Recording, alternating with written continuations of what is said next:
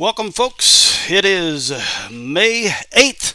That's right, it is Mother's Day, and a big happy Mother's Day to everybody joining us out there. I tell you, if you're a baseball person, you know what would us hat guys be without our mothers? I got to give a big shout out right here, not to my mother, but my Mrs. Hat Guy right there, the mother in our family. What would I do without her right there? Look at that, a Yankees hat and a Red Sox hat.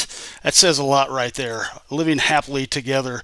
So big shout out to the mother in my house, Mrs. Hat Guy, on this beautiful Mother's Day. Folks, if you didn't see the announcement that was put out just a few minutes ago, this is going to be a shortened episode as today is Mother's Day. So we're going to just go through and we're going to talk high school baseball for about 10 minutes.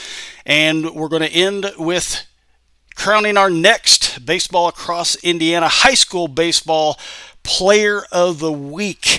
So let's get started and let's talk about some of the top performances from May 2nd through May 7th. That is last Monday through yesterday. Let's take a look. First up is Brady Yeyer of Shakamak, coach's son there, went 7 for 10 with 2 doubles and a triple. And Shakamak, like I said at the beginning of the season, that's one of those teams that they could have 6-7 losses going into sectionals and they'll still be a competitive team. Had a letdown with a great game this week. I almost made it there. I wasn't able to, but Linton Stockton beat Shakamak this week in a great matchup right there between, we had last week's Player of the Week from Linton Stockton going up against that powerhouse Shakamak program. So our first top performer, we got to give it to Brady Yeyer of Shakamak for going 7 for 10, 2 doubles and a triple. Moving along, we go down to over to East Central, and Braden Rouse, I'm probably mispronouncing that. I'm sorry, buddy. 4 for 6 with 5 ribbies. 2 doubles and 2 big flies for Braden from East Central. Good performance there this week. Let's go to Fremont up in the Northeast Corner Conference. A lot of great teams up there this year. And, Garrett's doing well. Fremont's doing well. Of course, East Side. So I'm loving that Northeast Corner again.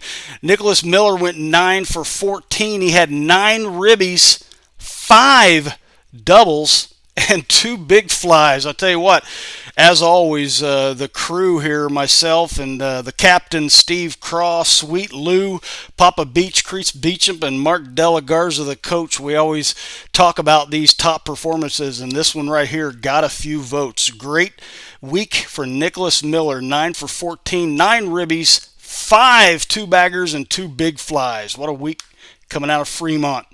Moving along, we got a second no-hitter by Kobe Johnson from Hauser. This one was versus Brownstown Central. He had 5 innings pitched and 11 strikeouts in his second no-hitter of this year. He got a first one just a couple weeks ago, and I believe that's the only pitcher in the state with 2 no-hitters. I could be wrong on that, but just off the top of my head, I believe that's the only pitcher in the state with 2 no-hitters. 5 innings pitched, 11 putouts by the strikeout by Kobe Johnson of the Hauser Jets. And we have a combined no-hitter from out of Western this week. You had Dylan Bryant, Deaglin Pleek, and Deaglin, I apologize if I'm butchering that name again, and Kristen Ponnell, I'm hoping that's right as well, out of Western, combined for 5 innings pitched and 8 Ks. Speaking of Western, we also got to mention, he's not here on the sheet here, but Mitchell Dean also had a good performance this week, who had 13 Ks in a complete game shutout this week for Western as well. So some good pitching going on for Western, who I believe is 16-1 now with their first setback of the year. It was a school record going 16-0 to start their season, and they're still going strong. You'll see here in a minute, they're one of the teams this week that they have a really tough week coming up ahead of them. Let's go down to Borden, and Gavin Gentry from Borden had a no-hitter. Complete game with 13 Ks for the Borden down there. Another good performance right there coming out of Borden. They started out the year ranked pretty high, coming off of the great season they had last year. They fell a little bit, but watch it. I think they're starting to turn around. Keep your eye on Borden. Let's go to up north, Hammond Central. Angel Delgado with a no-hitter, 9 Ks in 5 innings pitched versus Lake Station Edison. Of course, Hammond Central merged. That was formerly Hammond Gavitt and Hammond Clark. So this very well could be the first no-hitter in the history of Hammond Central High School. So good job, Mr. Delgado there. 9 Ks in 5 innings pitched. Moving along, let's go to Columbus North. A great performance by Will Baker. 14 Ks. 2 Ks per inning average, 7 innings pitched, 2 hits, and it was against crosstown rival Columbus East to boot. So that's just, that adds special flavor to this great performance by Will Baker with 14 Ks last week versus Columbus East. Evan Cook from West Lafayette, 13 Ks in only 4.5 innings pitched and 0 hits. Wasn't officially a no-hitter. It was another pitcher came in, I think, by looking at the stats. But basically struck out all 13 batters for the outs in which he was pitching. So a fantastic performance there by Evan Cook. 13 Ks, 4.5 innings pitched, no hits. Great performance for sure. Now, before we mention this week's top player, our BAI High School Player of the Week, let's take a look ahead real quick because some of the matchups this week are unbelievable. Let's take a look first at Monday. Here's what we have for the top matchups for the week for this week. Monday, May 9th. Now, no need to save arms for most of these teams. Brownsburg, their next game, you see that game right there, Brownsburg versus Center Grove. That's going to be a good one. Brownsburg's on a run now, and they've got a chance at that regular season Hoosier Crossroads Conference, and they've got a good week towards the end of the week. Some tough matchups we'll see here in a second, but they face 17-1, number 1 ranked Center Grove. So a great matchup there. Now, Newcastle, if you go down a few, you'll see Cathedral versus Newcastle. Cathedral at 8-6 and Newcastle at 10-2. They were undefeated, and I must have jinxed them because I said they were the most underrated team in the state, and I still think that's true, and we're going to get a chance to prove it this Monday, tomorrow at 5:30, where they face off against Cathedral. That's going to be a good one.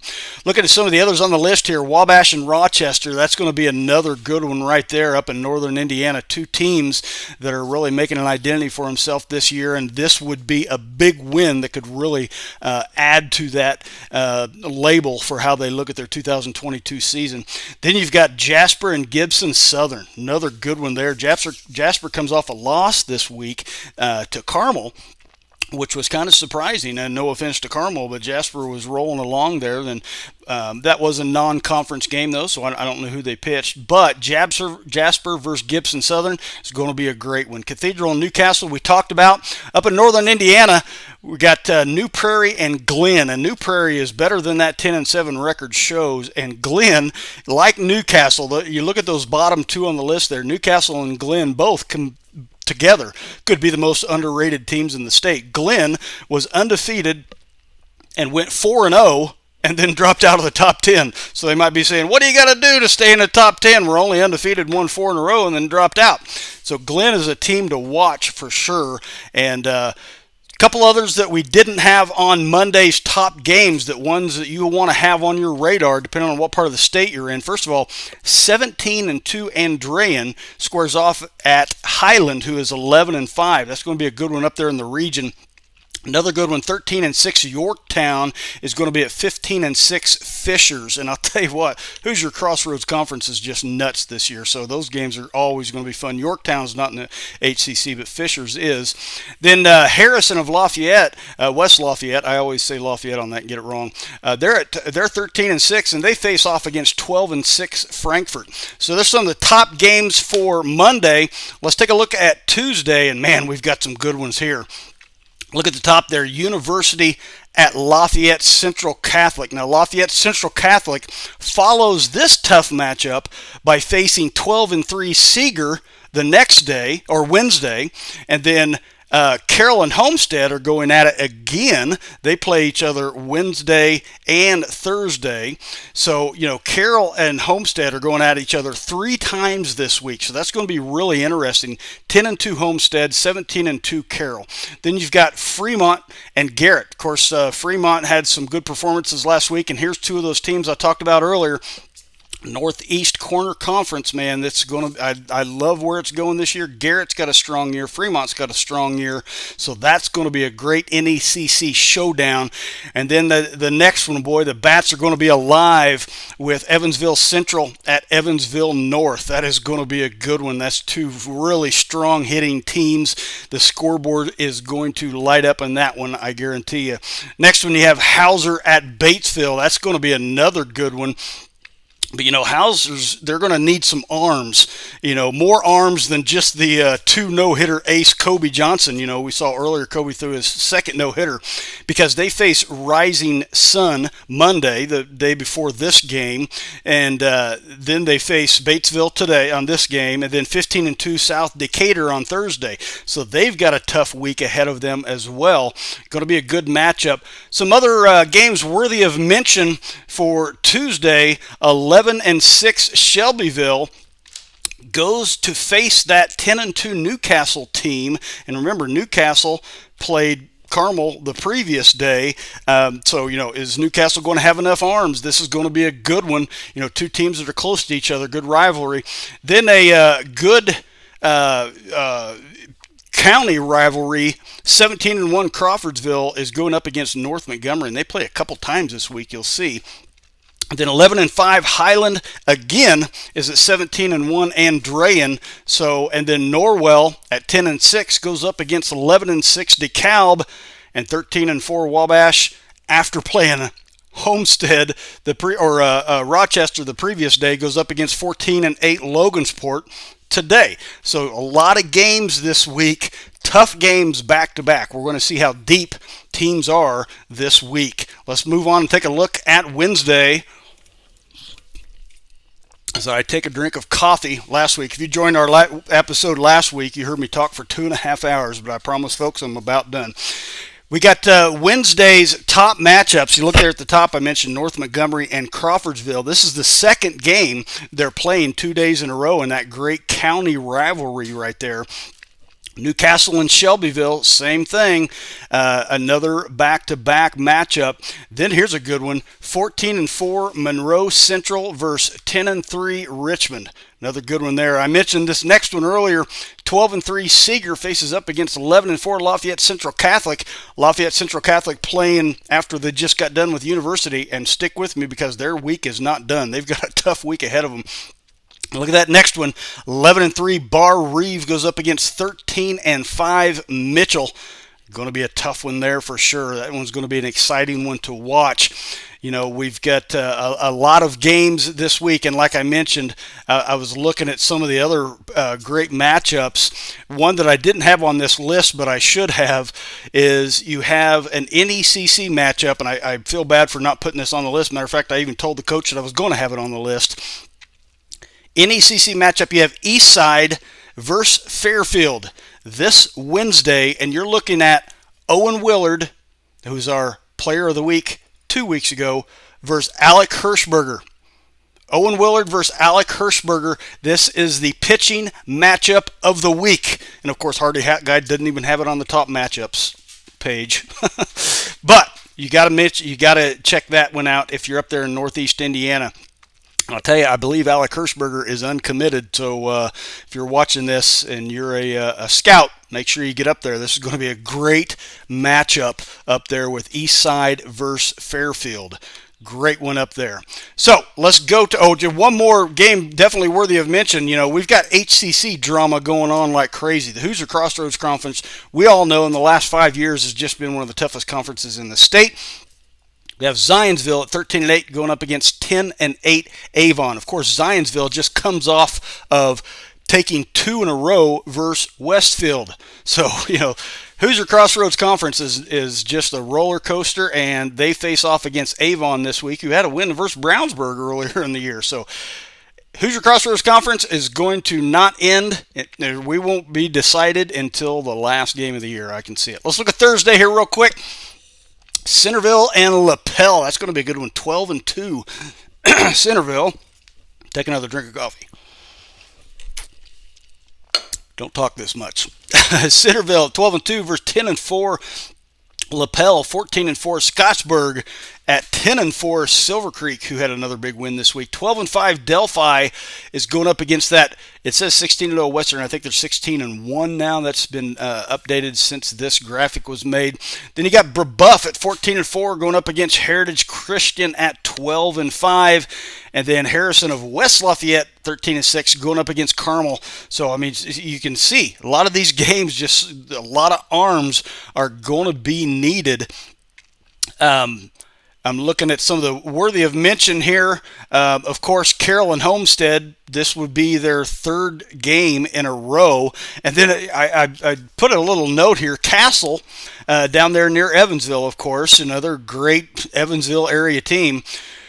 Earlier in the week, they played a team with 30 wins out of Kentucky. And now, here on Thursday, they're playing a 28-16 Henderson County team. So a strong week for Castle. It's tough, but it's non-schedule. They're not even Indiana teams, but boy, they're playing some competition for sure. Let's take a look at Friday here real quick. This is a fun one. This top one right here, I could talk about. Matter of fact, I might even try to make it up to this one.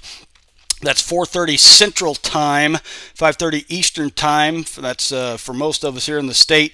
You have non-IHSAA Calumet Christian. And if you go to Max Preps and if you look up stats, you're going to see Calumet Christian all over the place. These guys are putting up numbers like crazy. And they're facing 17-1 perennial IHSA powerhouse, Andrean.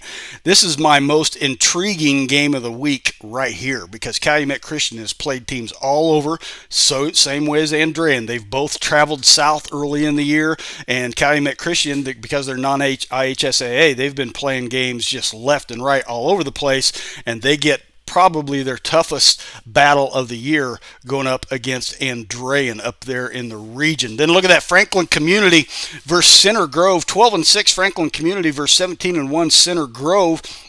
Of course, Center Grove played Brownsburg, will have played Brownsburg earlier in the week, meaning tomorrow, but they come to this game Friday, and this is just the matchup. This is Friday Night Lights, kids. This is Hoosier Hysteria. This is Max Clark, the number one prospect in the MLB draft for 2023, going against the powerhouse team of Center Grove, who's just loaded with D1 talent. Come on, get out there. This is Friday Night Lights right here. Then you got 16-1 Glenn. I talked about them earlier, how much I love that team, how underrated they are, going up against 11-3 Rochester, who also had a tough week. They played Wabash earlier in the week. So this will be a tough one because the Arms have had time to rest for this game. So you're seeing ace versus ace on Friday night in Glenn versus Rochester. Then you've got a Friday night doubleheader out of Vigo County. You've got 4A, Terre Haute South, sitting at 11-6, going up against 3A powerhouse West Vigo. The Braves versus the Vikings. This is turning into maybe even a bigger rivalry than North versus South. You've got Terre Haute South versus West Vigo, and I love everything they're doing at both places right there. This is going to be a good one. I mentioned earlier that Lafayette Central Catholic had a crazy week. They started out with University, then they go to 12-3 Seeger.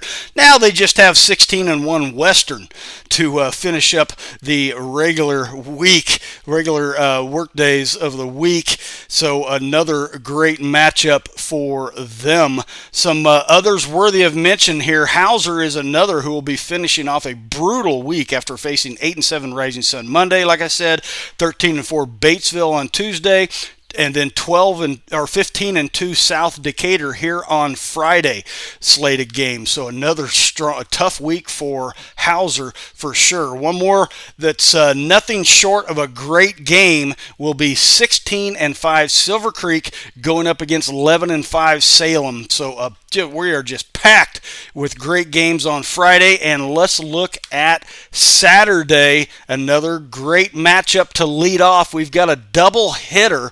Lake Central versus Zionsville. We've got the Duneland Conference leader versus Hoosier Crossroads Conference powerhouse. Man, this is going to be a good one. It's going to be a doubleheader. Lake Central's traveling down to face Zionsville. Then, of course, Rochester. Once again, I've had Rochester on this thing. I've mentioned them probably every day. They're following up their matchup versus 16-1 Glenn by playing 11-3 Winnemac, who has been lighting up the scoreboard lately. So this game is going to be a great contest for sure.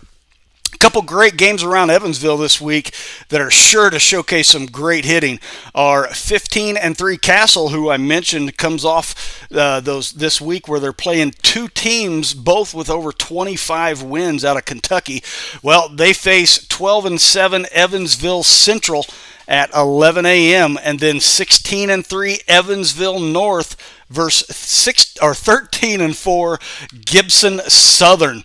Finally, a great doubleheader is in store with Homestead versus 15-5 defending state runner-up Fishers. The question is, will Homestead have enough arms left after facing 17-2 Carroll out of Fort Wayne 3 times this week?